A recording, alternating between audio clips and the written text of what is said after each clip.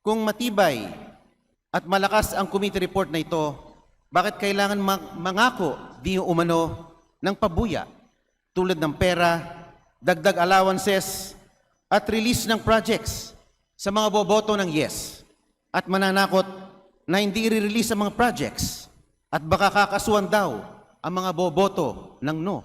This impeachment process is not really for accountability. Far from it. This is an elimination of a formidable political rival using a whole-of-government approach. Ginagamit ang buong puwersa ng gobyerno, gumugugol ng bilyong-bilyong piso ang pera ng taong bayan para gapitin, alisin sa pwesto ang taong takot na takot kayong maging presidente. Ano ba ang kinakatakot nyo? Ang laki siguro ng kasalanan ninyo sa mamamayang Pilipino.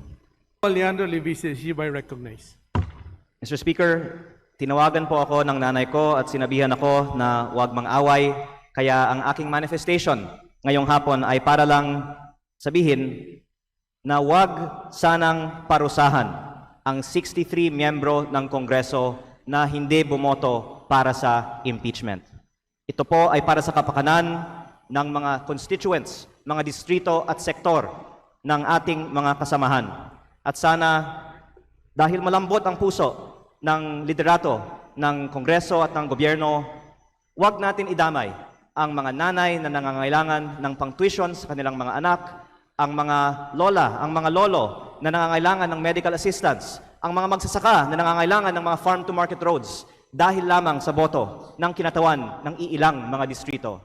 Para sa aking mga kasamahan dito na hindi bumoto para sa impeachment, sana i-monitor natin na lahat ng mga naibigay sa budget na alokasyon para sa ating mga distrito ay darating at hindi ide-delay ang release dahil lamang sa ating mga boto. At para sa lahat ng mga nanonood na personally ay pabor sa impeachment, sana pwede nyo ding iparating sa liderato ng Kongreso at ng ating pamahalaan na kahit kayo ay pabor sa impeachment, hindi dapat idamay ang mga mamamayan sa boto ng bawat isa. Maraming salamat po.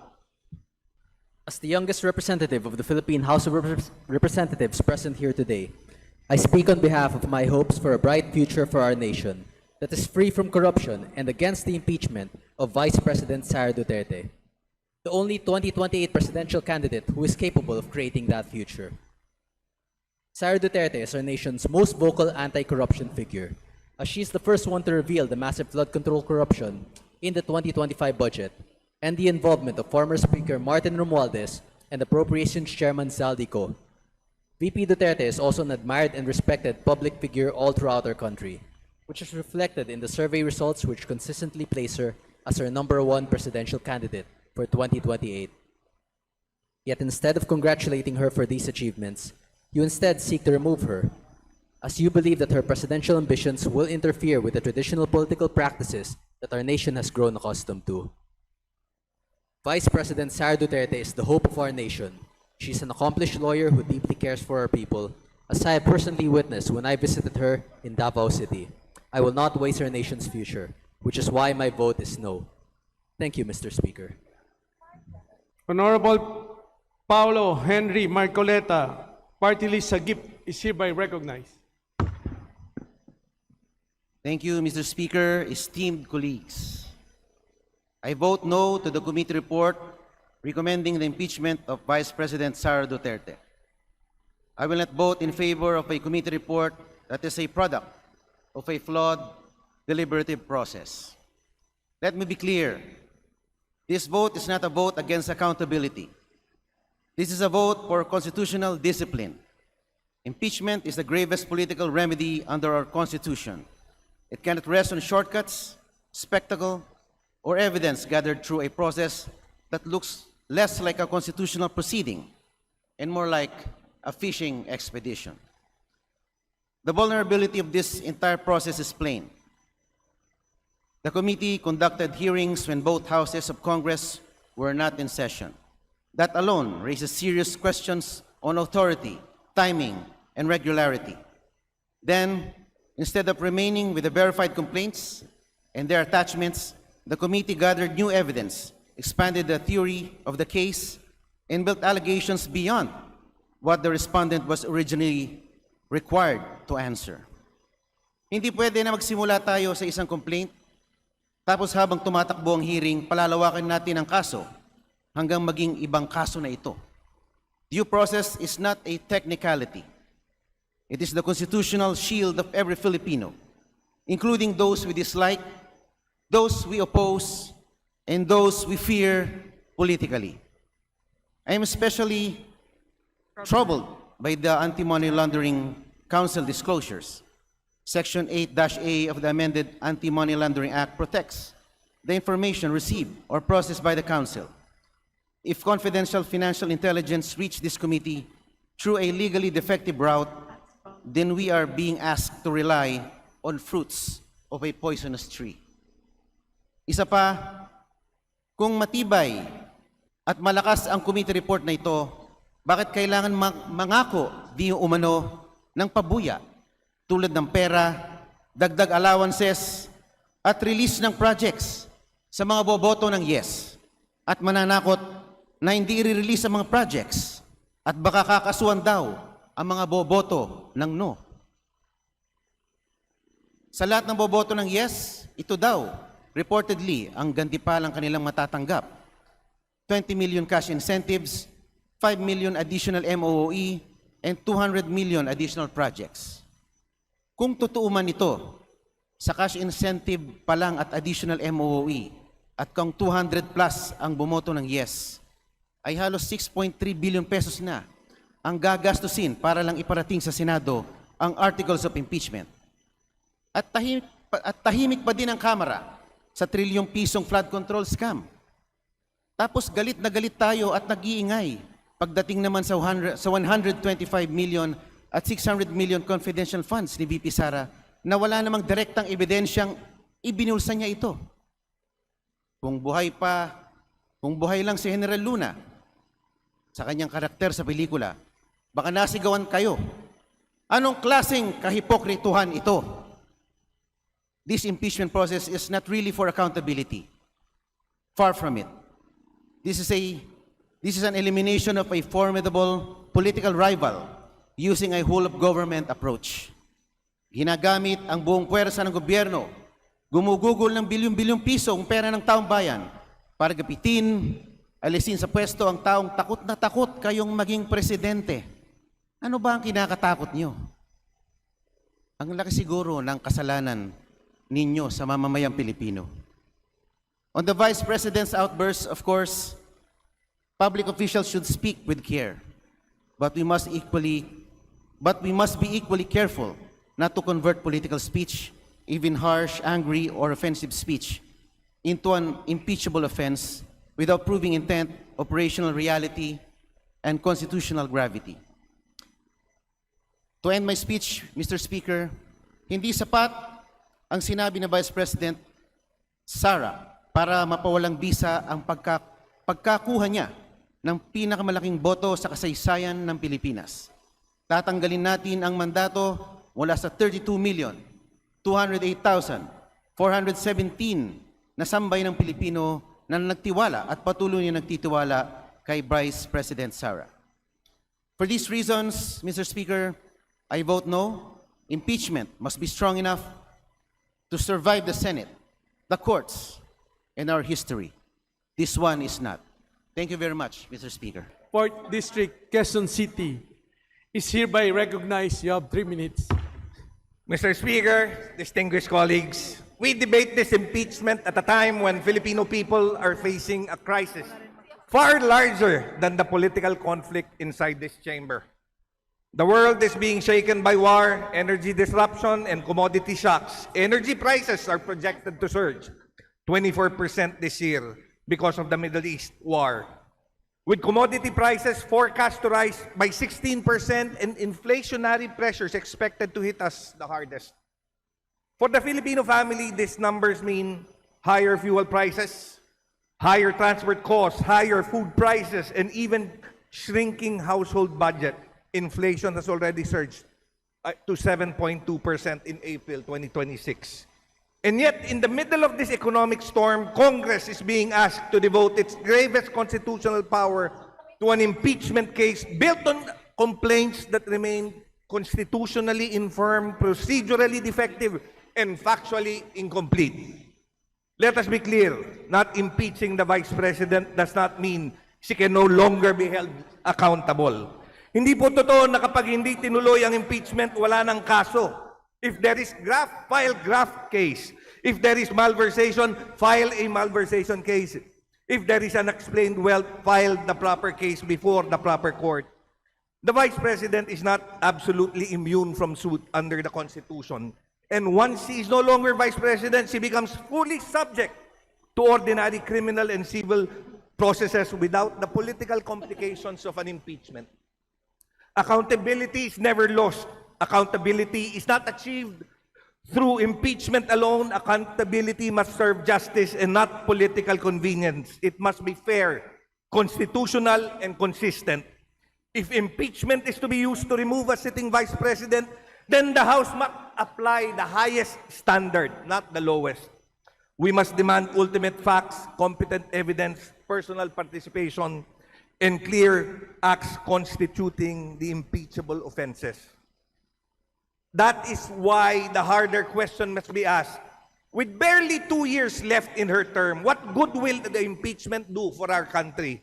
Will it lower prices? Will it solve the energy crisis? Will it return stolen public funds? Will it fix flood control corruption? Or will it only deepen division in our already divided nation and turn the national agenda into another prolonged political war?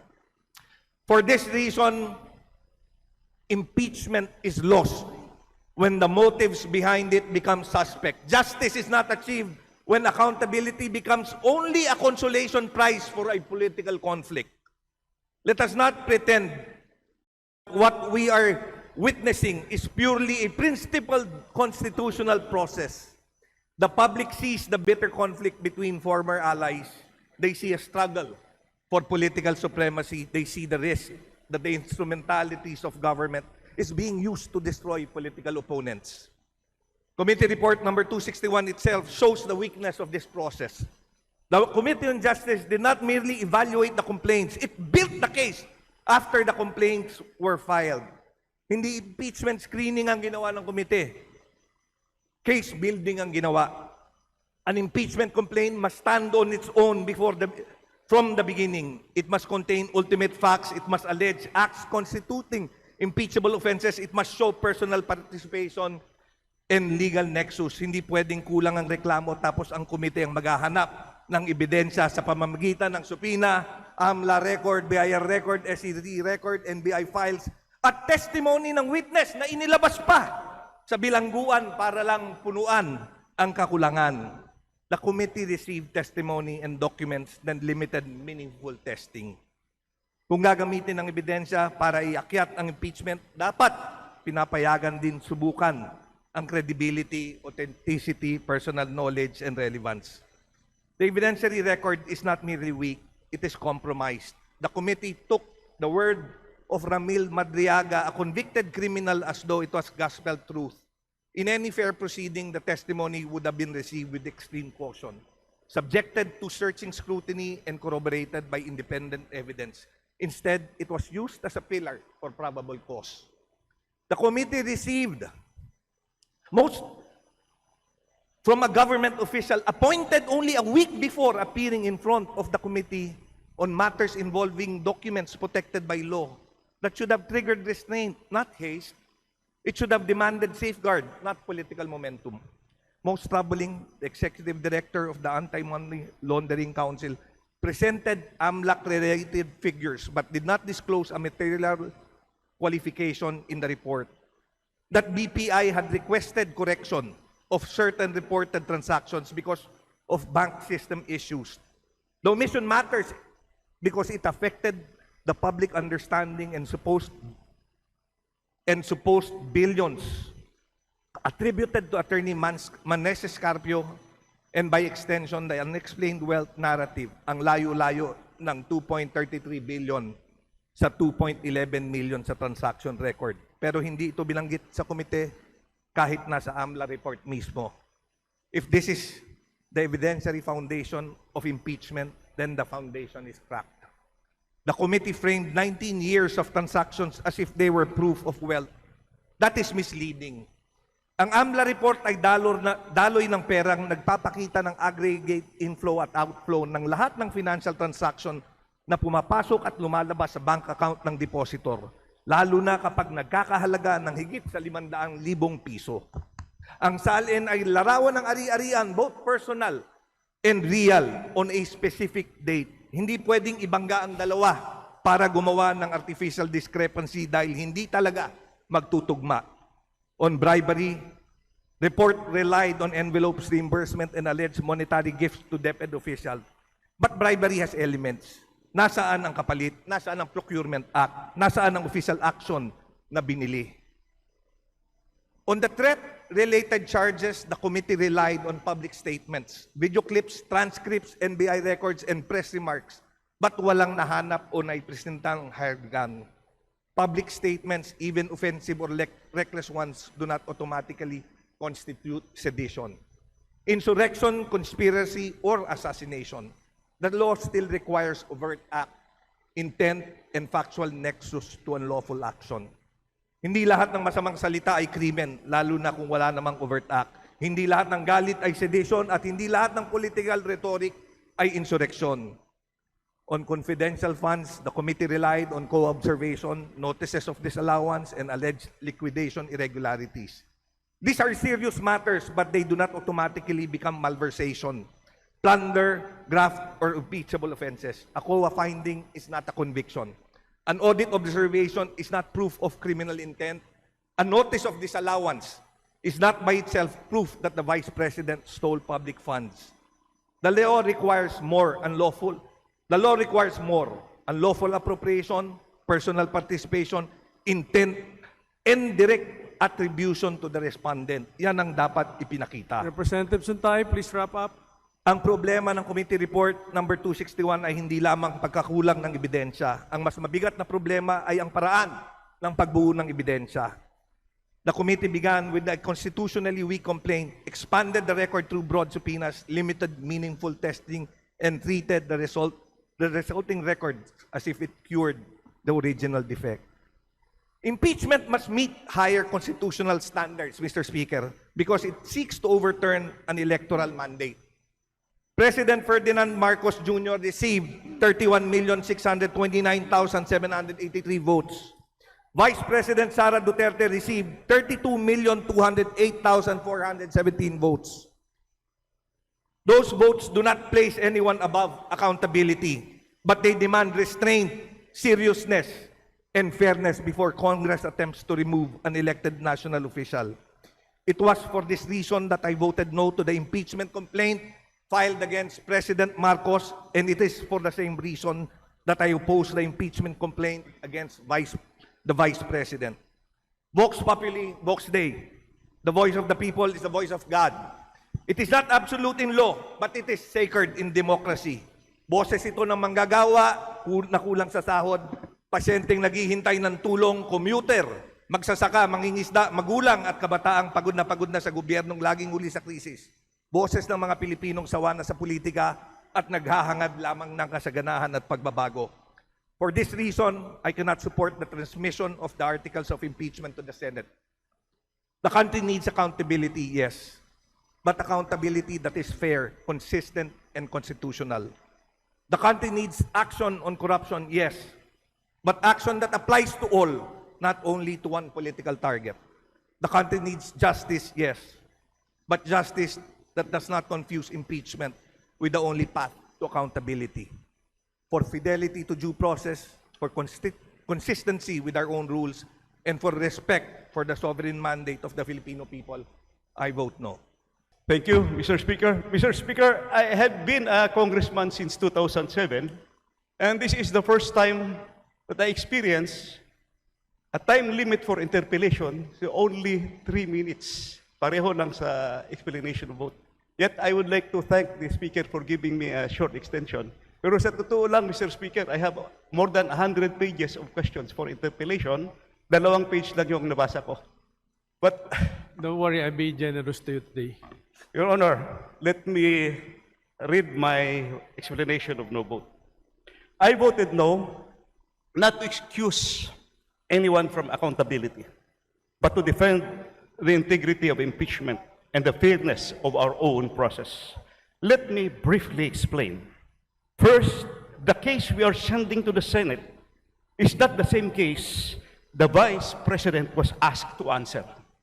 On March 16, she filed her consolidated verified answer to the Sabalya and Cabrera complaints after the committee had already declared them sufficient in form, substance, and grounds.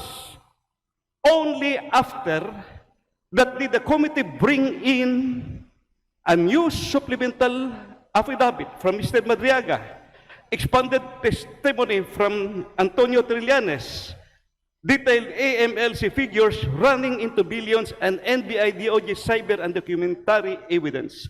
All of those April additions are now woven into a single consolidated set of articles, but the respondent was never formally invited to amend her answer to address that expanded case. We strengthened and reshaped the charges, yet we never reopened the door for her to answer them. Second, two verified complaints have effectively been turned into something like a new complaint. The Constitution says impeachment must be initiated by a verified complaint. Sabalya and Cabrera did that. They allege misuse of confidential funds, bribery, unexplained wealth, and destabilization. But the consolidated articles go further. They merge and they relabel the grounds into broad patterns of abuse, import specifics from Madriaga's supplemental affidavit, Trillanes annexes, AMLC transaction patterns, and NBI transcripts, and then present a new unified narrative of sustained corruption and command responsibility. On paper, this House still invokes Sabalya and Cabrera, but in substance, we have a different post-April case. The Vice President has never been asked on the pleadings to admit or deny that consolidated, expanded version. For me, that combination, changing the case after the answer, turning into two complaints into a new consolidated narrative, and doing so on a selective evidentiary base, creates a serious risk of denial of due process and grave abuse of discretion by this House. I believe that if this impeachment is challenged before the Supreme Court, these very defects will be the center of the arguments against us. I repeat, my no vote is not a judgment on guilt or innocence. It is a judgment that this particular committee report and resolution do not meet the constitutional standard of fairness and notice that impeachment demands. We could have required the committee to confine itself more strictly to the verified complaints and to give the respondent a formal chance to answer the consolidated articles before we voted. We chose not to.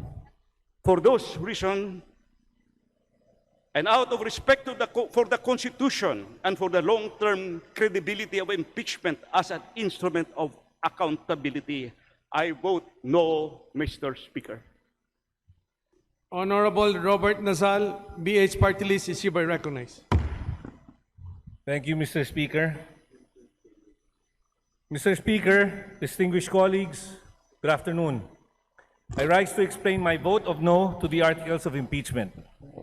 This is not a vote against accountability, nor is it a vote for any personality.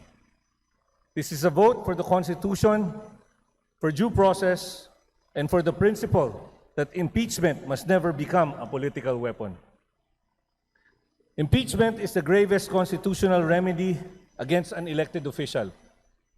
Precisely because it is grave, it must be founded on credible evidence and a fair process.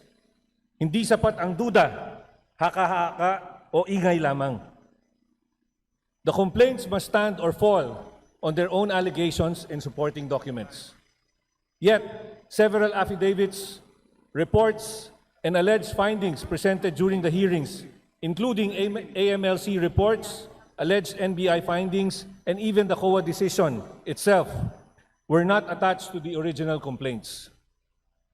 Worse, it appears that even evidence was later obtained to cure deficiencies in the complaints. That is a dangerous precedent. Hindi pwedeng magsampa muna ng impeachment batay sa bare allegations, tapos saka pa lamang hahanap ng ebidensya pagkatapos. That is not due process. Tulad nga ng sinabi ni Congressman Marcoleta, that is a fishing expedition. On the confidential funds issue, even Attorney Gloria Camora of the Commission on Audit confirmed during the hearings that there were no findings of misuse under the COA decision being cited. She likewise confirmed that the release of the confidential funds passed through proper approvals, including the Office of the President. More importantly, the COA decision is not yet final. A notice of disallowance is an audit action. It is not automatically corruption. It is not automatically theft. It is not automatically an impeachable offense. Dito nga sa sariling bakuran natin, liquidation by certification lang ang ginagawa natin. Pero sigurado ako na tayo ang unang magsasabi na hindi ibig sabihin na may corruption doon. On the AMLC reports, we must also be careful not to mischaracterize covered and suspicious transactions as automatic proof of wrongdoing. Suspicion is not proof, allegation is not conviction. In fact, even the AMLC information sharing report itself reportedly refers to a BPI letter explaining that a supposed 2 billion transaction was actually the result of a system error, and that the real amount involved was only around 2 million pesos. Yet, this annex was allegedly not included in the materials furnished to the members of the House. At the very least, it raises serious questions regarding the completeness, fairness, and integrity of the evidence being presented against the Vice President. The same principle applies to the alleged SALN issues. A discrepancy relating to a SALN does not automatically amount to an impeachable offense. Our laws allow amendments and corrections to SALNs when necessary. Kailangan pa rin ng malinaw at matibay na ebidensya ng sinadyang pagtatago o panlilinlang, which, to my mind, has not been sufficiently established in this case against the Vice President. On the alleged threats, the Vice President's designated survivor remark made in jest was clearly made in reference to the constitutional role of the Vice President to assume the presidency in case of death, resignation, removal, or incapacity of the President. The issue today is not whether one supports or opposes Vice President Sara Zimmerman Duterte. The deeper question is whether this House will defend the integrity of impeachment itself. Will we respect the line between the House initiation and Senate trial? Will we choose law over noise, evidence over accusation, and fairness over expediency? Let it not be said that at this crucial time in our democracy, this House lowered the constitutional standard because the politics of the hour demanded it. Huwag nating hayaang sabihin ng kasaysayan na ginamit natin ang pinakamabigat na kapangyarihan ng Kongreso hindi para sa katarungan, kundi para sa politika. History will judge this House not only by the vote we casted today, but by whether we had the courage to defend due process when it mattered most. Mr. Speaker, alam naman nating lahat na ang bawat boto natin dito ay may kaakibat na consequences. Maaring may political cost. Excuse me. Maaring may personal cost. Ngunit darating ang panahon na ang mas mahalaga ay kung nanaig ba ang prinsipyo, integridad at paninindigan sa tama. Sapagkat ito ang mga bagay na dapat nating ipamana sa susunod na henerasyon. Darating ang panahon na huhusgahan din tayo ng mga kabataan. Kung ipinaglaban ba natin ang tama kahit mahirap, sana pagdating ng araw, titingalain tayo ng bagong henerasyon. Hindi dahil sumabay tayo sa agos ng politika, kundi dahil pinili nating manindigan para sa konstitusyon, sa due process at sa tama. Representative Nasal, please wrap up. Almost done, sir. God sees everything we do as human beings. At sa huli, higit sa politika, higit sa ingay, higit sa anumang pressure, mananagot pa rin tayo sa mas mataas na pamantayan at ng katotohanan at konsensya. As Abraham Lincoln once said, "My concern is not whether God is on our side. My greatest concern is to be on God's side, for God is always right." For that reason, I vote no to procedural overreach. I vote no to incomplete and selective evidence. I vote no to political weaponization of the impeachment process. At higit sa lahat, for the Constitution, for due process, and for the integrity of this House, I vote no to the adoption of Committee Report number 261 and the articles of impeachment. Honorable Christine Alexi Tutor, 3rd District, Bohol, is hereby recognized. Mr. Speaker, my vote of no reflects the voice of my people in the 3rd District of Bohol, which includes 436 barangays and 19 municipalities, making it the largest district in Bohol. As their representative, I am responding to their call that there are other urgent priorities to address during this time of crisis. I have thoroughly consulted with our people, and this decision represents the overwhelming majority in my district. Kining akong boto mo'y tinuod nga pagpamalandong sa kabubuton sa atong mga katawhan sa Tercero Distrito. By standing by this decision, I remain committed to protecting our democratic institutions while ensuring that the government's efforts are focused on issues that truly matter to the lives of our people. Thank you, Mr. Speaker. QT Dalmar, 1st District, Cebu, is hereby recognized. Thank you, Mr. Speaker. The will of my constituents is clear. For the city of Cebu, 1st District, during the 19th Congress, it was a no. And for the 20th Congress, it still remains a no. Thank you, Mr. Speaker. Hereby recognized. Thank you, Mr. Speaker. You know, Mr. Speaker, after my consultation with our constituents in Agusan del Norte, napag-alaman ko po na overwhelmingly they are not in favor of the impeachment against the Vice President. And being their representative, I have to listen to them. Kaya ang pagboto ko ng no ay dala ko ang boses ng taga Agusan del Norte. In fact, it is an expression of the will of the people of my province. Maraming salamat po. Honorable Sherlyn Banyas Nograles, Lone District, General Santos, is hereby recognized. Mr. Speaker, my vote is no. Let me state at the outset, accountability is non-negotiable. Public office is a public trust, and every public official must remain answerable to the Filipino people. As representatives of the people, we do not speak only for ourselves in this chamber.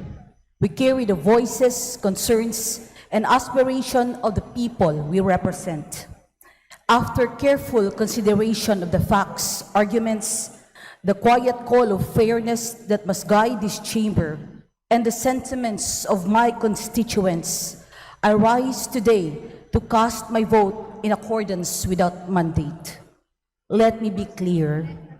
A no vote today does not diminish our duty to demand transparency, uphold accountability, and ensure that all public officials remain answerable to the Filipino people. We must be mindful of the weight of this constitutional remedy. Impeachment is not a routine instrument of political contest. It is an extraordinary measure reserved for the most compelling circumstances. To lower its threshold risks weakening the very institution it is meant to protect. We must also recognize that the office of the Vice President carries the sovereign mandate of nearly 32 million Filipinos. Any effort to remove its occupant must respect the will of the electorate, for in a democracy, Legitimacy is ultimately rooted in the voice of the people. Vox populi, vox Dei. But beyond the legal and institutional questions, we are confronted today with a deeper national reality. Our people are weary. They face rising prices, economic strain, and declining trust in public institutions. We must therefore ask ourselves with honesty and sobriety, what lies ahead after this moment? Will it ease the burdens of our citizens or deepen the divisions we already carry? Will it bring us closer to solution or further away from the urgent needs of our nation? Beyond these halls, our citizens continue to struggle with the rising cost of food, fuel, and basic commodities. They seek not prolonged political conflict, but relief, stability, and responsive governance. Perhaps then, this is a moment that calls us not only to decide, but to reflect, not only to proceed, but to reset. Though it may seem impossible at this point, but in the inner recesses of my heart, I remain deeply hopeful. A reset in our politics so that it may return to its rightful purpose. A reset in our priorities so that the burden of our people stand at the center of our deliberations. A reset in our tone so that disagreement does not become division and difference does not become rupture. We are one nation before anything else, and the strength of that nation lies in not in the uniformity of our views, but in our capacity to rise above them when the circumstances of our people demand unity over fracture. In the end, the measure of this House will not be found in the intensity of our disagreements, but in whether in moments of national strain, we chose the path that preserved cohesion, strengthened institution, and gave people space to hope again.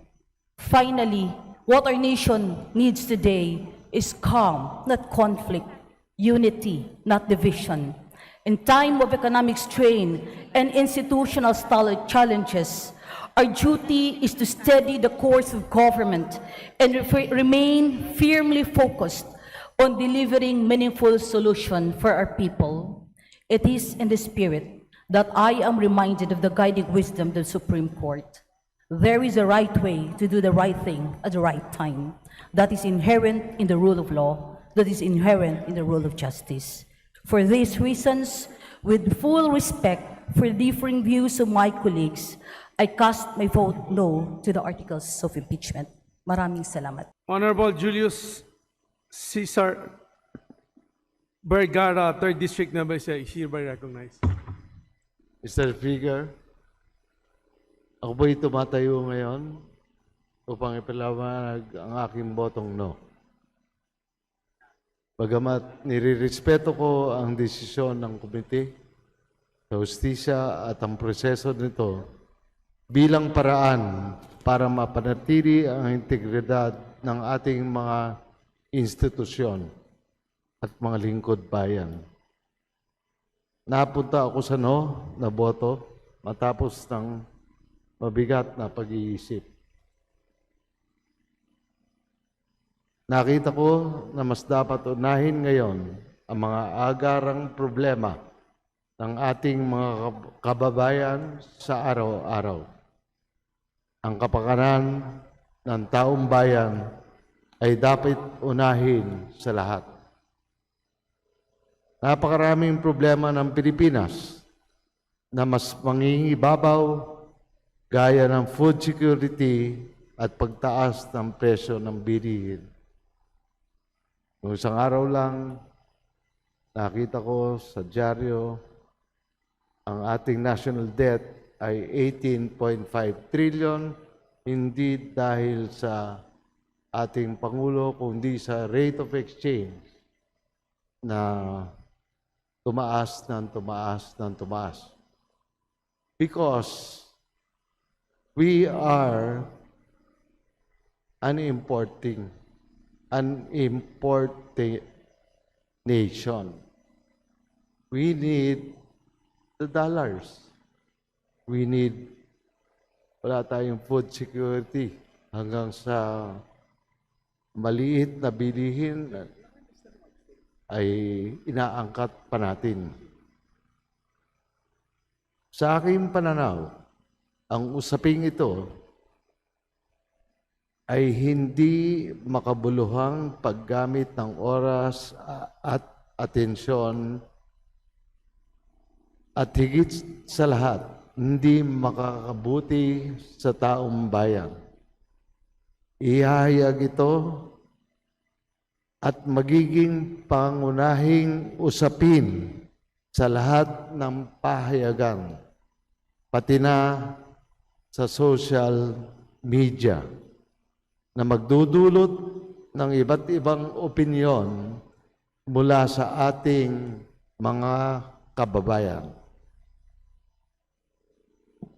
Hindi masasagot ng impeachment ang mga mas mahalaga na pangangailangan ng higit na nakakaraming Pilipino tulad ng gutom, pagpila na nakikita ko sa aming pangatlong distrito ng Nueva Ecija para lamang bumili ng 20 pesos na bigas sa FTI at NFA.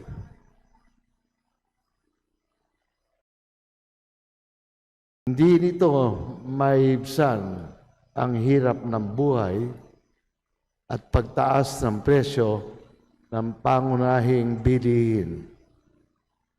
Suporta sa magsasaka na umaasa sa mga pataba na inaangkat lahat mula sa iba't ibang bansa.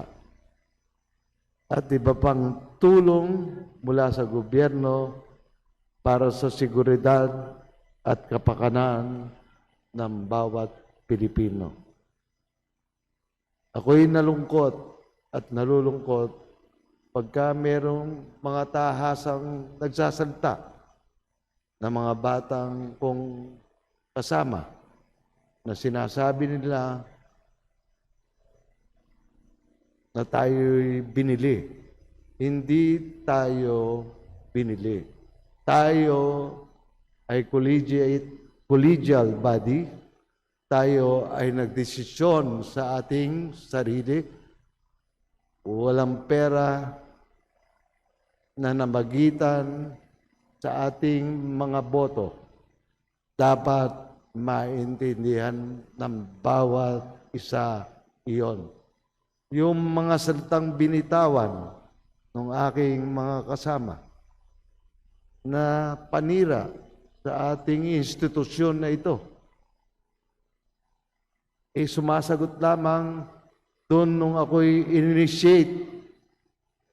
When I was initiated, tinanong ako, ano ba ang inaasahan mo at ikaw ay naging kongresista? Ang salita ko po ay simple. Titingnan ko lamang po kung titino pa yung ating bansa. Sabi nga, nung pinatay at pinaslang na bayani natin, si General Antonio Luna, na pinaslang sa aming lugar sa Cabanatuan City, Nueva Ecija. Bayan o sarili? Yon ang pinakamalaking question. Sana yung mga susunod na henerasyon na magsasalita rito at magpagtitiwalaan ng taong bayan, unahin naman sana ang bayan bago ang sarili. Maraming salamat po, Mr. Speaker, for the time. Thank you. God bless. But before we continue, the Chair would like to manifest that I was informed by the Secretariat of a correction in the result of the nominal voting on the House Resolution number 989 that the body earlier adopted. The correct result The correct result is as follows. Affirmative 257 instead of 255. Negative 25 instead of 26. And abstention remains at 9. In view thereof, let the records reflect the said result. Majority Leader.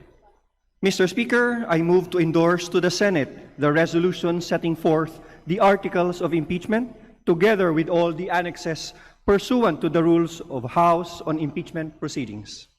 Further, I further move that the Secretary General be directed to prepare and transmit the same to the Senate for appropriate action in accordance with the Constitution and the rules of the House. Is there any objection? The chair hears none. The motion is approved. The resolution setting forth the articles of impeachment together with all annexes is hereby endorsed to the Senate. Mr. Speaker, as soon as the articles of impeachment are transmitted, I further move to furnish the respondent, the complainants, and the counsels copies of the committee report and the resolution setting forth the articles of impeachment, including its annexes. Is there any objection? The chair hears none. The motion is approved. The Secretary General is so directed. Majority Leader. Mr. Speaker, I move to suspend session until tomorrow, May 12, 2026 at 3 o'clock in the afternoon. The session is suspended until tomorrow, May 12, 2026 at 3 o'clock in the afternoon.